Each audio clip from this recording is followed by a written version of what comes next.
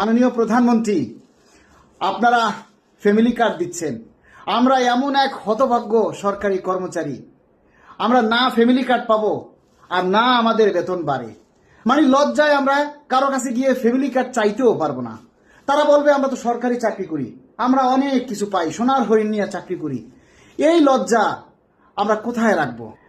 মাননীয় প্রধানমন্ত্রী, ওই ফেসিবাদী আওয়ামী লীগ সরকার 2015 সালে আমাদের সর্বনাশটা করে গেছে। 3টা টাইম স্কেল সিলেকশন ডেট বাতিল করেছে। তারপর থেকে আমাদের আর পে স্কেল দেয় নাই। 15,000 টাকা দিয়ে কি এই ঢাকায় চলা যায়? মাননীয় প্রধানমন্ত্রী, আপনি বলেন যে 15,000 টাকা দিয়ে এই ঊর্ধ্বগতির বাজারে একজন সরকারি চাকরিজীবী চলতে পারে? 10টা বছর পর্যন্ত আমাদের বেতন বৃদ্ধি নাই, এটা কোনো কথা? বিশ্বের কোন রাষ্ট্রে আছে যে সরকারি চাকরিজীবীরা 10টা বছর ধরে তাদের বেতন বাড়ে না?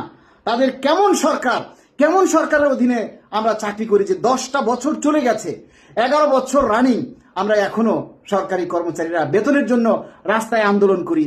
আমরা বিভিন্নভাবে অপদস্থ হই, আমরা বিভিন্নভাবে নির্যাতনের শিকার হই। মাননীয় প্রধানমন্ত্রী, আপনি নতুন সরকার গঠন করেছেন, আমরা চাই না রাজপথে আন্দোলনে নামতে। মাননীয় প্রধানমন্ত্রী, আমরা চাই না আপনার সম্মান ক্ষুণ্ণ করতে।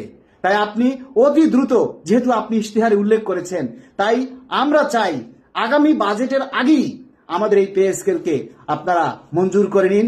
জানুয়ারি 2026 থেকে বাস্তবায়ন করুন। প্রয়োজনে আংশিক দিন, অল্প দিন, ধাপে ধাপে দিন, দরকার হয় 2 বছর বসে দিন, তবুও দিন।